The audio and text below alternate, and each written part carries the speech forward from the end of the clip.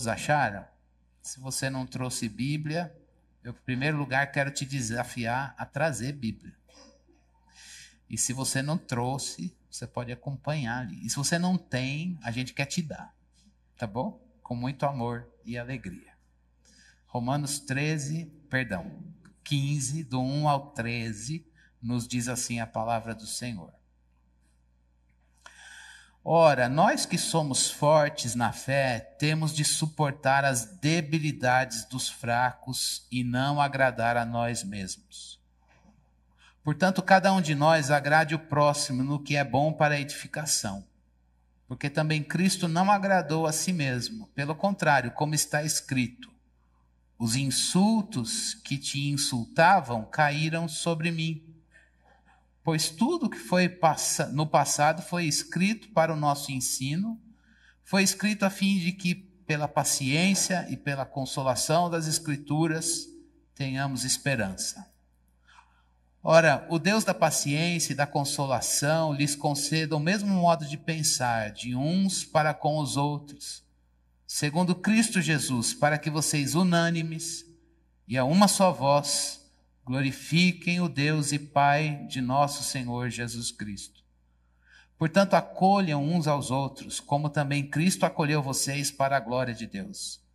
Pois digo que Cristo foi constituído ministro da circuncisão, em prol da verdade de Deus, para confirmar as promessas feitas aos nossos pais, e para que os gentios glorifiquem a Deus por causa da sua misericórdia, como está escrito. Por isso eu te glorificarei entre os gentios e cantarei louvores ao teu nome. E também diz, alegrem-se, ó gentios, com o povo de Deus. E ainda, louvem o Senhor todos vocês gentios, e todos os povos o louvem. Também Isaías diz, virá a raiz de Jessé, aquele que se levanta para governar os gentios, nele os gentios esperarão. E o Deus da esperança encha vocês de toda alegria e paz na fé que vocês têm, para que sejam ricos de esperança no poder do Espírito Santo. Deus abençoe a leitura da sua palavra e nós vamos orar.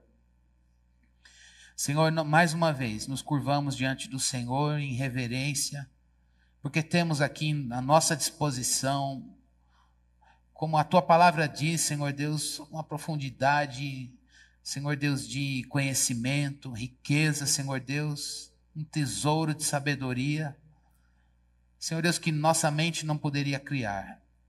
Agora, Senhor Deus, nós pedimos que o Senhor nos faça servos fiéis, que, ó Deus, que cuidam, Senhor Deus, dessa revelação na vida, que acolhem a palavra no coração, que deixam a palavra trazer luz para o nosso caminhar, luz para o nosso interior, para o que pensamos, para os intentos do nosso coração.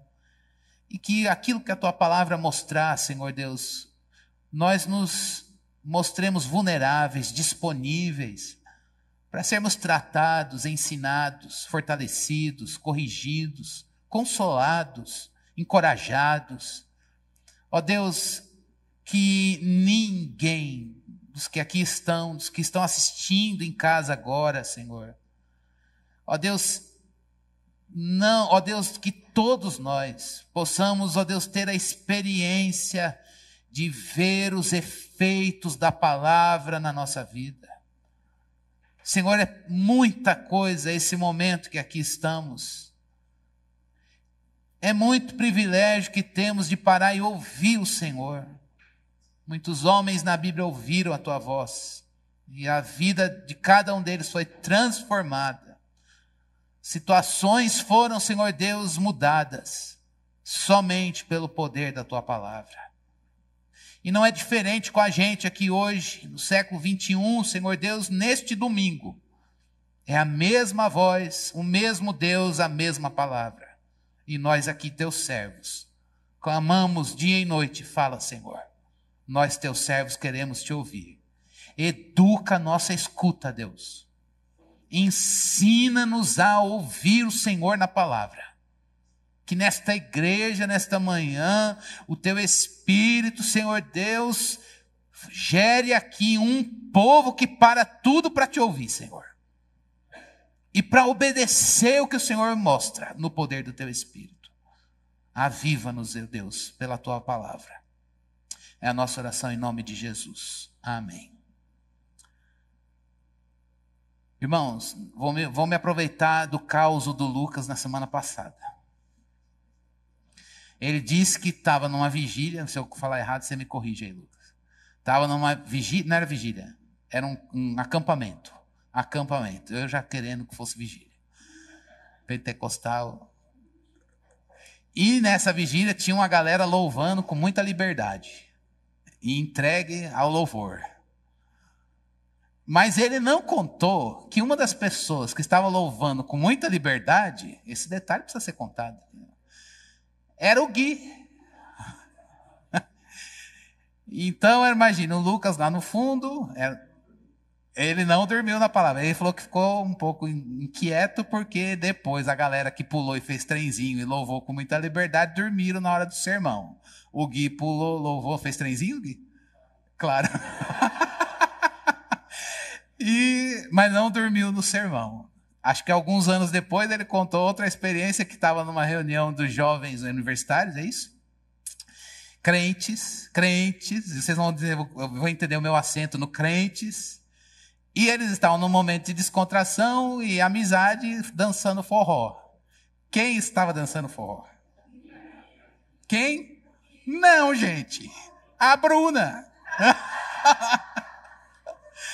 E aí, então olha só, é muito interessante a gente pensar, e vocês vão entender o porquê agora, que eu quero pegar conexão com o que ele disse na semana passada, porque fracos e fortes precisam viver em união. Eu não quero entrar no mérito de quem era fraco e forte no trenzinho e nem no forró. Você era o fraco? Então assuma, bendito Deus pela vulnerabilidade dele. Fracos e fortes, não basta a gente apenas identificar que nós somos fracos em algumas coisas e fortes em outras. Eles precisam se unir. E por que eu acho muito significativo isso hoje? Porque aqui está Lucas e Guilherme unidos no serviço do Senhor. E muito mais, aqui está Lucas e Bruna casados em Jesus.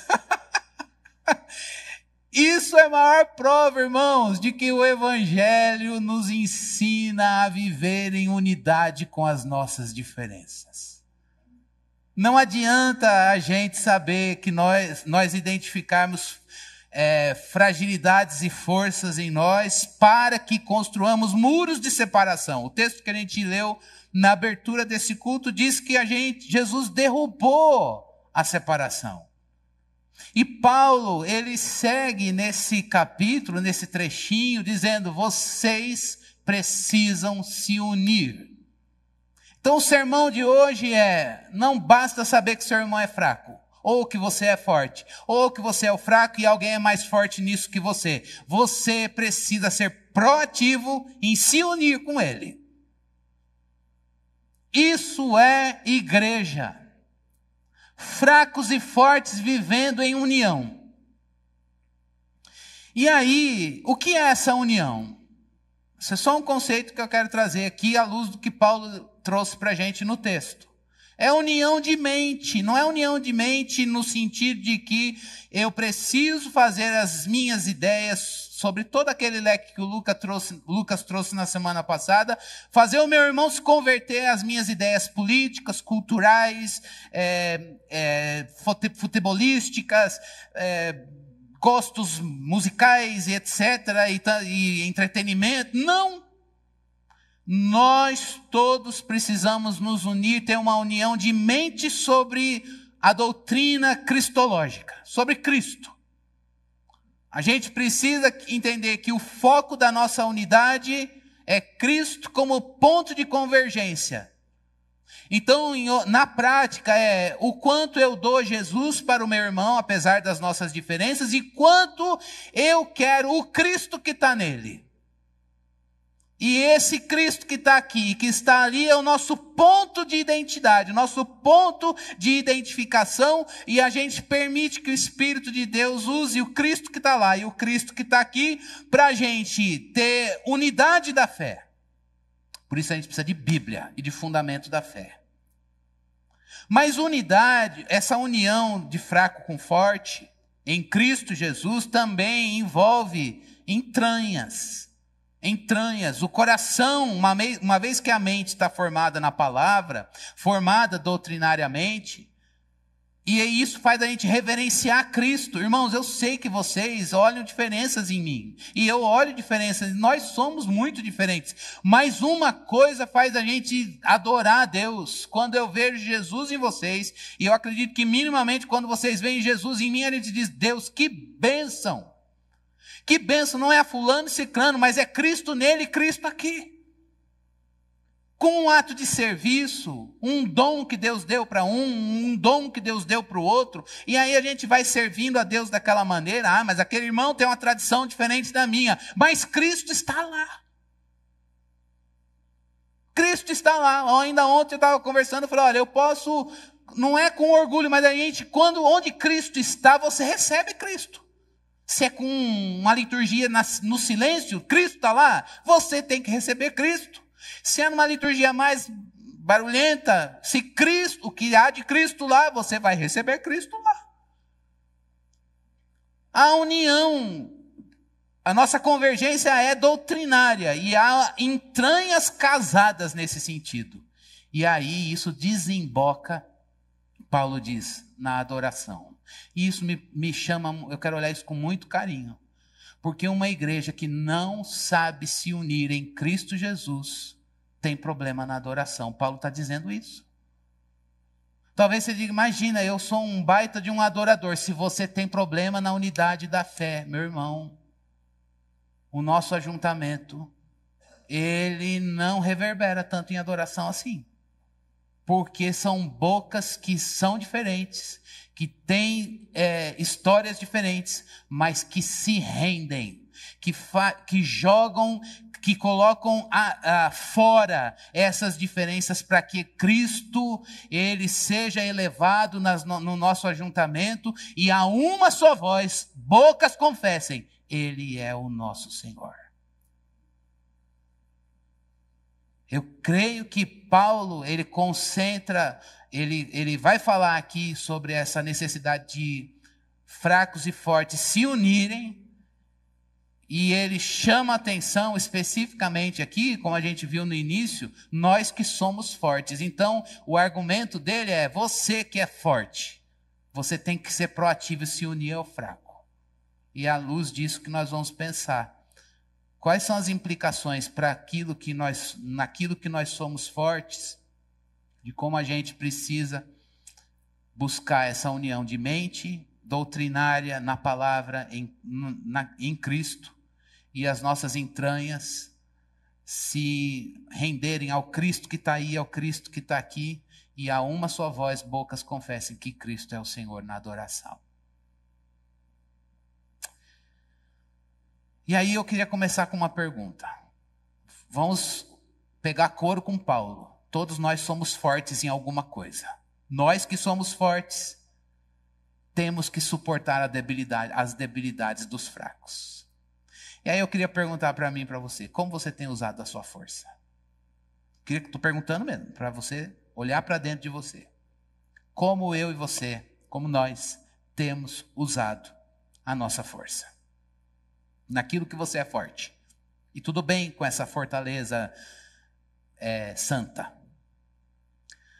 Eu vou colocar 3 pontos e quero que você pense sobre isso. Como você tem usado a sua força? À luz dos primeiros versículos, em primeiro lugar, a palavra de Deus está desafiando você, a mim e a nós, nessa dinâmica de usar a força para se unir ao irmão diferente, na unidade da fé, uma firmeza doutrinária, entranhas vulneráveis e na confissão e adoração. Use a sua força para suportar o que é fraco. Talvez, irmãos, a gente quando identifica alguma coisa que é forte em nós, a gente quer descarregar a nossa força. E nesse descarrego, a gente pode esmagar alguém. Você pode ferir pessoas. Eu posso ferir você, você pode me ferir naquilo que você é forte. Paulo está dizendo, use o que é forte em você para dar suporte e não para esmagar pessoas. Use a sua força para, na luz, uma frase que eu li no livro do John Stott, que tocou muito o meu coração, ele diz assim, a força de a sua força, compensa a fragilidade do fraco. Entre em equilíbrio. Use com ciência, com estudo de alma, com um olhar pastoral. Isso exige da gente um olhar pastoral para o irmão. E o Paulo está batendo com amor. Não está exortando no sentido de puxar a orelha, mas ele está dizendo, olha, a responsabilidade é do que é forte. Neutralize aí. Neutralize a tua força.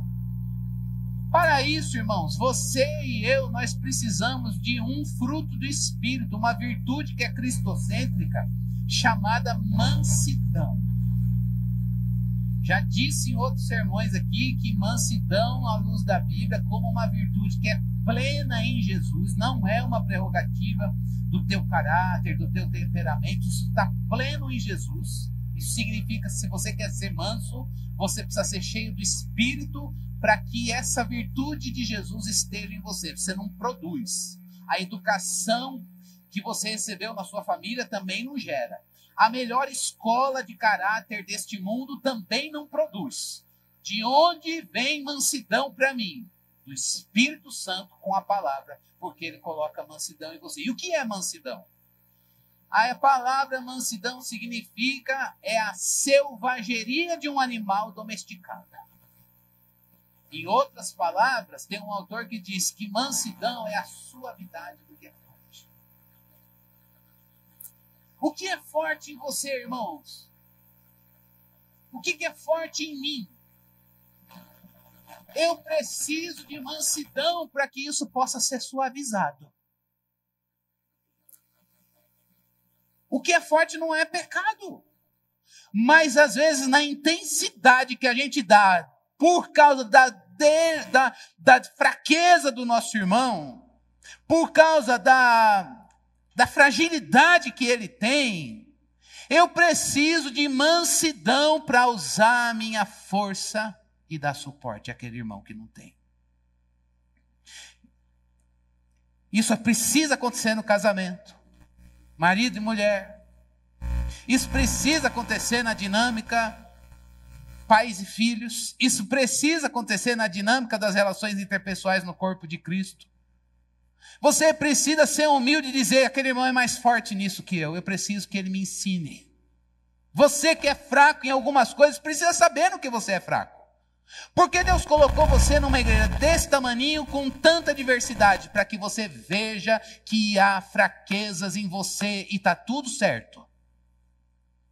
E Ele também quer usar um irmão que é mais forte nesse ponto que você, para que você vá lá e receba de Jesus do forte.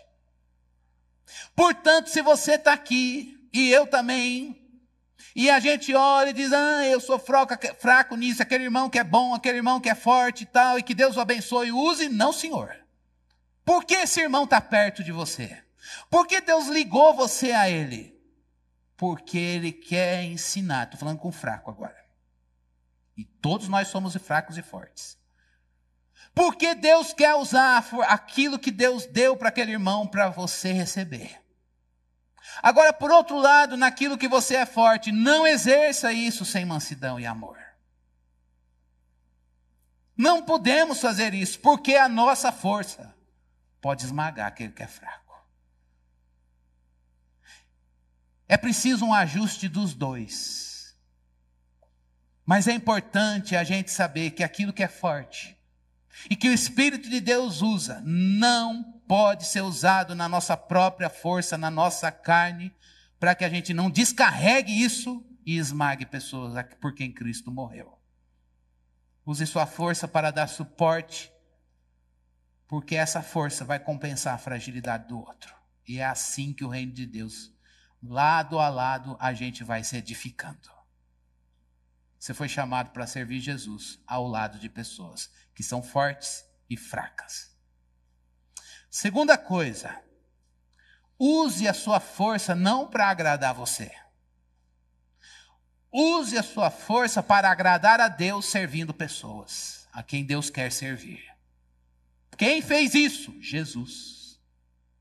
Paulo diz que Jesus Cristo, ele veio para servir a Deus e fazendo a sua obra para pessoas. Jesus morreu por pessoas. Portanto, o forte aqui é um servo. O forte aqui é um servo. A nossa força, aquilo que o Senhor nos deu, eu estou pensando aqui em termos de dons e talentos, não são, irmãos, não são para nós, nem tampouco para o outro, mas a gente serve a Deus e disponibiliza isso, se Ele quiser usar, e é lógico que Ele vai usar isso para abençoar, para edificar, para corrigir pessoas. E isso exige de nós novamente mansidão, amor, mansidão e um coração de servo. Porque o fraco não vai receber esse serviço na dinâmica que você recebe. Servir pessoas, usar a sua força para não agradar você mesmo, exige de você paciência, complacência, de entender que aquela pessoa não vai correr livremente no caminho na velocidade que você. A gente vai precisar ter aqui dinâmica de paciência, paciência no poder do Espírito para ver alguém ser formado na graça, crescer na fé, crescer no conhecimento de Deus e ser fortalecido paulatinamente. Deus pode soprar e fazer um milagre? Claro que sim, mas às vezes não. Às vezes a gente vai precisar da nossa força para colocar a palavra, como eu tenho dito semana após semana. Coloca a palavra no teu filho, ensina a palavra, parece que não está dando fruto nenhum. Parece que entra por aqui e sai para cá, muito pelo contrário, eles revelam no caráter o oposto do que a palavra diz, mas não cesse de servir. Sirva Jesus na vida do seu filho, sirva Jesus na vida do seu marido, da sua mulher, daquele patrão incircunciso, daquele companheiro no trabalho que está ali olhando a sua estratégia para dizer, vou fazer melhor que ele, mas ele não paga o preço que você paga. Portanto, use a sua força para agradar a Deus, servindo a Deus na vida dessas pessoas. O serviço é a Deus, irmãos. Ah, mas eu vou servir e ele não vai reconhecer. Meu filho não reconhece todo o esforço que eu faço. Não sabe o que significa comer do suor do rosto. Mas você serve a Deus na vida dele. O nosso compromisso é com Deus. Lá na empresa, todo mundo é medíocre. Eu fico lidando pela excelência. Você serve ao Senhor. Você serve ao Senhor. Entra ano e sai ano e Deus não dá um dom novo. Eu fico sempre no mesmo dom e vai ser para sempre assim. Você serve ao Senhor na vida de pessoas. O seu serviço é a Deus e é aí que está o avivamento para fazer. A nossa motivação tem que estar em Deus, o nosso contentamento plenamente no Senhor, senão o nosso serviço, ele é farisaico. O que é um serviço farisaico? É um serviço que a gente faz e pensa na recompensa. Ou pensa no louvor dos homens. Ou pensa no retorno que as pessoas podem dar. Isso não rola, Jesus não fez isso. Jesus foi um servo obediente ao Pai, foi obediente até a morte de cruz e serviu com adoração a Deus. A tarefa era árdua, mas ele serviu com coração voluntário e em plenitude de coração, um serviço que agradava a Deus como adoração. Não pare de servir, mas também não sirva com mediocridade. Não sirva com um coração rancoroso, um coração irado ou um coração maculado de alguma coisa, mas que seja um serviço que flui de adoração a Deus e dizendo: Deus, bom é servir ao Senhor. Como diz o Salmo 100, eu quero servir ao Senhor com alegria. Vamos viver a segunda-feira. Eu quero servir ao Senhor com alegria. Vamos lavar a igreja. Quero servir ao Senhor com alegria. Prepare o seu sermão. Prepare o que você tem que fazer lá na empresa amanhã. Lave a louça, faça o almoço de domingo. Eu estou servindo ao Senhor com alegria nessas vidas aqui. Lógico que às vezes a gente é tentado a sair na ira, no desânimo. Claro que sim, irmãos. Mas um coração com contentamento em Deus põe a sua motivação nele e diz: Senhor, é para ti. Use a sua força, não para agradar você, mas para servir a Deus na vida de pessoas que precisam, a quem Deus quer que você sirva. E preste o culto a Ele. Primeiro ponto, irmãos, é: use a força para dar suporte. Tem irmão que não tem essa força. Dê a Ele. O segundo ponto é: faça para Deus na vida de pessoas. Isso envolve avivamento e contentamento em Deus. E constância no serviço. Por causa de Deus, como motivo. Vem dele, e se tem algum resultado, é para ele, em louvor e glória. Terceiro e último ponto, eu disse que ia ser rápido. Use a sua força para promover edificação. Tem a ver com o primeiro. Construção de pessoas. Use a sua força para trazer formação e educação de uma consciência bíblica daquele que não tem. Use a sua força para promover o crescimento espiritual daquele que neste ponto ainda é imaturo. Como a gente pode fazer isso, irmãos? Paulo diz no versículo 13, a gente precisa estar cheio do poder do Espírito. A gente precisa do poder do Espírito. Um curso de teologia vai te ensinar a promover edificação e educação e formação de uma consciência bíblica. Ele vai te dar ferramentas. Mas sem o poder do Espírito, não vai fazer nada. O melhor livro de uma teologia mais saudável, mais bíblica que possa existir, ela vai ser um bom ordenamento intelectual para que a nossa leitura das Escrituras honre a própria Escritura, como Deus a revelou para nós. Mas se as mãos e os lábios que usarem isso não estiverem no poder do Espírito, esse ensino não vai cumprir o objetivo de construir a obra de Deus na vida de alguém e, em última instância, glorificar o Senhor. Deus nos deu muitas forças, irmãos. Não é aquela força arrogante da igreja de Laodiceia, que diz: rico estou e não necessito de coisa alguma. Você não, aí Jesus fala para ela: você não sabe que você é miserável, pobre, cego e nu. Não é isso.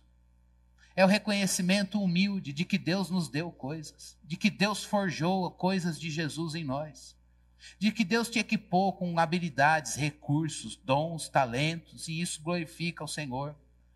Mas o que Deus quer de nós hoje é que a gente revisite os papéis que Ele nos deu, como na igreja, como marido, como mulher, como filho, como pais, como vizinhos, como tios, como sobrinhos, avós, netos, em todas as nossas dinâmicas e papéis sociais, e a gente possa dizer: Deus, por que o Senhor me fez forte nisso?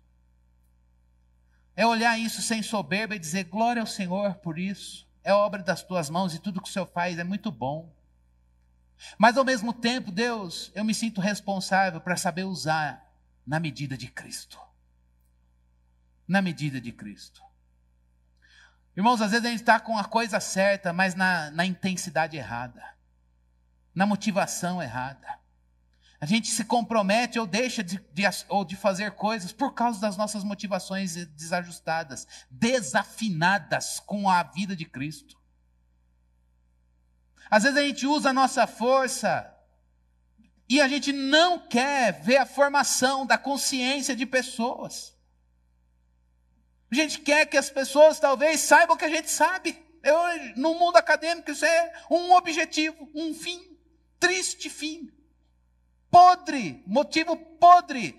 As pessoas saberem que você sabe, meu Deus, que pobreza é essa? O fim foi você mesmo.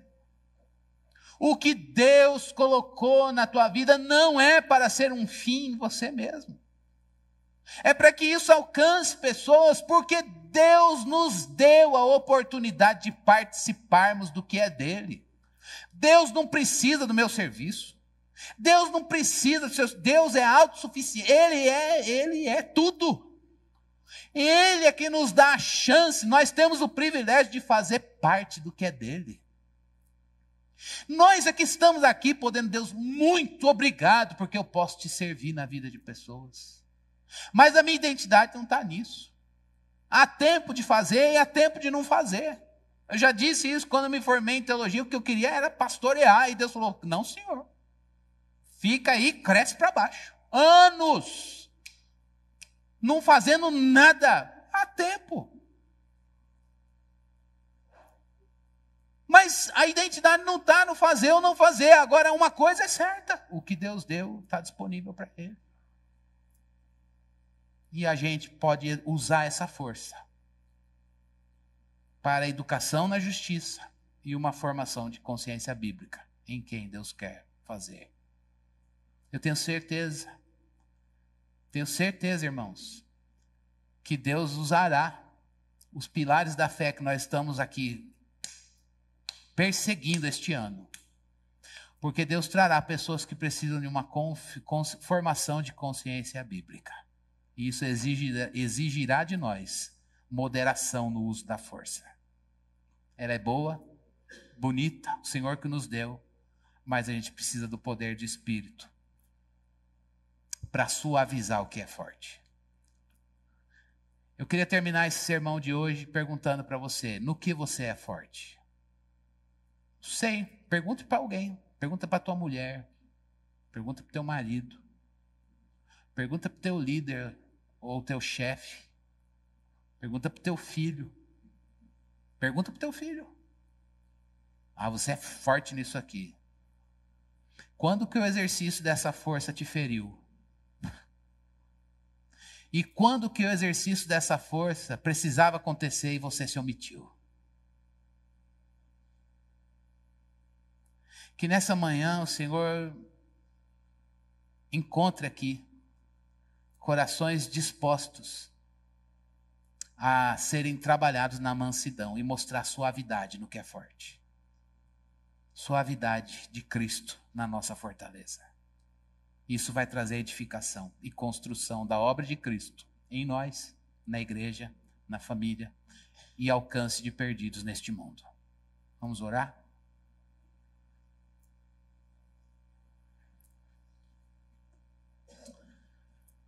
Senhor, nós queremos viver no poder do Espírito. O Senhor nos fez fortes em muitas coisas. O Senhor nos fez fortes em muitas coisas. E tudo isso mostra o teu poder e não o nosso. Veio do Senhor para nós. O Senhor é a nossa força. Mas nós, às vezes, não sabemos dosar isso. Não temos a graça da regulação. Não temos o parâmetro, não adequamos isso no parâmetro de Cristo, que soube lidar com o pecador e não fragilizar a doutrina, que soube anunciar a doutrina e trazer, Senhor Deus, o olhar para dentro do coração, por exemplo, num serviço com os fariseus. Numa oração, Senhor Deus, de um fariseu e um publicano, mostrando os intentos do coração. Senhor, aqui estamos nós para perguntar ao Senhor que nos fez, que conhece tudo de nós, aquele que esquadrinha o nosso andar, que conhece aquilo que não virou linguagem ainda, não chegou à boca, nem chegou ao nosso processamento no cérebro. O Senhor vê coisas dentro de nós que nós não conseguimos alcançar. Senhor, o que é forte em nós que precisa ser suavizado, exercido com a suavidade de Cristo no poder do Teu Espírito? Enche-nos nesta manhã, Senhor. Devolve-nos para as nossas atividades cotidianas, na relação com as pessoas, prontos para nos unirmos aos fracos. E também entender que somos fracos e o Senhor equipou outros fortes para dividir Jesus com a gente. Quebranta o nosso coração nessa manhã e corrige a nossa caminhada na dinâmica do serviço ao Senhor na adoração, serviço à igreja na comunhão e edificação, e serviço no mundo em testemunho, Senhor. Que nesta manhã o Teu Espírito, Senhor Deus, nos dê poder. Poder, Senhor Deus, para o forte viver com o fraco. E o fraco aceitar, Senhor Deus, receber de Jesus através do forte, na medida, na proporção do dom de Cristo, no poder do Teu Espírito. E assim, lado a lado, a Tua igreja ser edificada. Corrige a nossa rota, Deus. Ajusta aquilo que está na proporção errada. Trabalha o contentamento no nosso coração, Senhor. Põe o Senhor, o nosso coração em Ti, como a gente cantou. Que o nosso desejo seja Te honrar e de coração Te adorar, Senhor. Com tudo que há em nós, nós queremos Te dar louvor. É tudo para o Teu louvor, Senhor. Se não está sendo assim, nós pedimos que o Senhor trabalhe e nos avive, Senhor. Oramos e agradecemos em nome de Jesus. Amém. Amém, meus irmãos. Nós vamos ceiar na presença de Deus. De quem é essa ceia? Não é da Igreja Batista Fonte de Sicar. É do corpo, ela é de Jesus que convida o seu corpo para participar. Se você é de uma igreja, outra, cristã, e você é um cristão, um pequeno Cristo, entregou a sua vida para servi-lo, para segui-lo, e você confessa que Jesus é o Senhor da sua vida, Ele te convida para que nessa diversidade, a uma só voz, nós sentemos à sua mesa. Jesus está presente aqui, irmãos, não no pão e nem no cálice, mas Ele está presente no ajuntamento do seu povo, e essa presença é espiritual, é mística. Vamos reverenciar essa presença. A ceia, irmãos, é um memorial, mas a ceia também é um ato de obediência a uma instituição, a uma ordenança que Jesus Cristo nos deu. E quando a gente cumpre essa ordenança, a gente recebe dele. Então cria essa expectativa. Meu Deus, eu vou receber de Jesus. Vai. E receber de Jesus, receber Jesus, mais dele, ser cheio dele, é um milagre, é um avivamento, irmãos. Então, com essa atitude, vamos cantar para o Senhor. Você vai receber o pão e o cálice.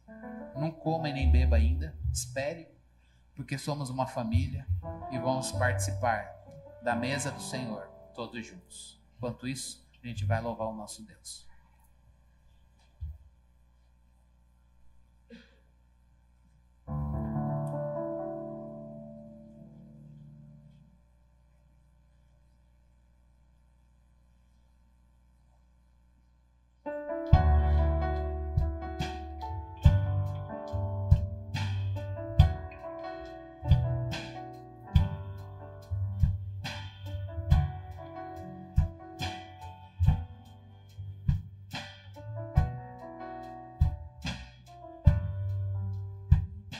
Só confiarei na minha força, luz, canção, pedra angular que me firmei na tempestade. Eu sei que não, com grande amor, profunda paz, lutas e medos ficam pra trás.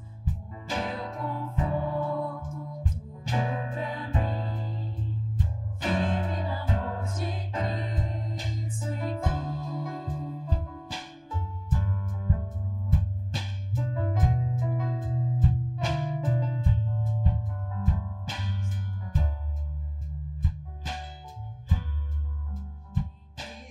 só que se enganou, todo poder no frágil ser, teu amor Deus ofertou, até por nós se oferecer, pois lá na cruz o próprio Deus a sua ira satisfez. Meu pecado Jesus levou, vivo na morte dele estou.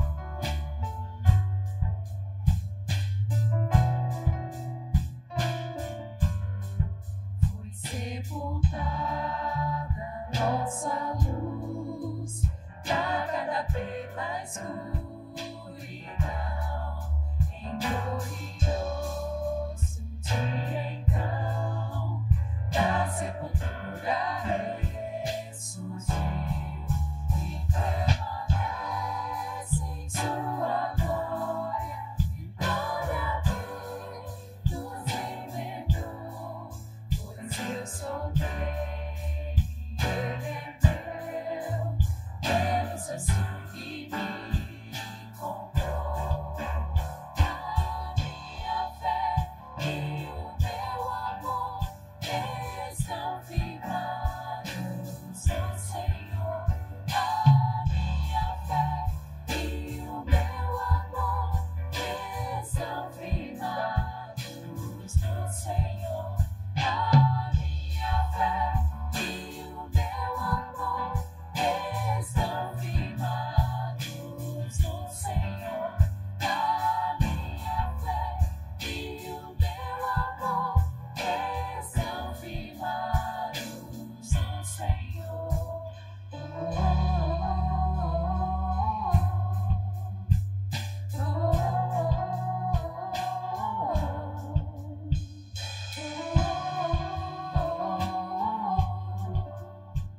Não mais a culpa, não mais a morte, esse é o poder de Cristo em mim. Jesus comanda a minha sorte, desde o início até o fim. Nenhuma força poderá de sua mão me arrancar, até com ele me encontrar. Firme estarei no seu poder, até com ele me encontrar. Firme estarei no seu poder. Glórias a Deus. Até com Ele nós nos encontrarmos, estaremos firmes no seu poder. Esse momento é para que recebamos poder. Poder para suportar as provas. Poder para vencer a tentação. Poder para a gente resistir no dia mal e, havendo feito tudo, permanecer inabalável. É no poder de Deus. É um poder que nos humilha. É um poder bíblico. Poder do Espírito que gera Jesus em cada um de nós. Promove santificação e glória para Deus na nossa vida. Busque esse poder. Que nesse momento de ceia a gente receba do Senhor a sua força e o seu poder. Paulo, quando cita a cena da ceia de Jesus Cristo com seus discípulos e escrevendo para a igreja de Corinto, ele diz: porque eu recebi do Senhor o que também vos entreguei, que o Senhor Jesus, na noite que foi traído, tomou o pão e, tendo dado graças, o partiu e disse: isto é o meu corpo que é dado por vós, façam isso em memória de mim. Semelhantemente, depois de ter ceado, tomou o cálice e disse: este cálice é a nova aliança no meu sangue, façam isso todas as vezes que o beberem em memória de mim. Porque todas as vezes que vocês comerem este pão e beberem este cálice, vocês anunciam a morte do Senhor até que ele venha. Jesus vai voltar, irmãos. Jesus vai voltar. Enquanto ele não vem, ele quer nos fortalecer. A presença dele está aqui.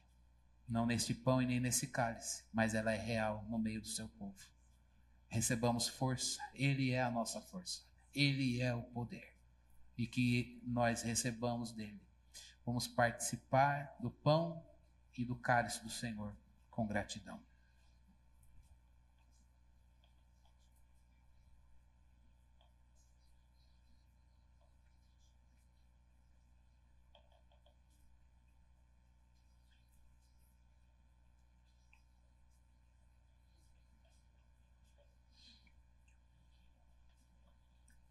Obrigado, Senhor, porque nenhuma força ou outro poder poderá nos derrubar, destruir a obra de Cristo na nossa vida.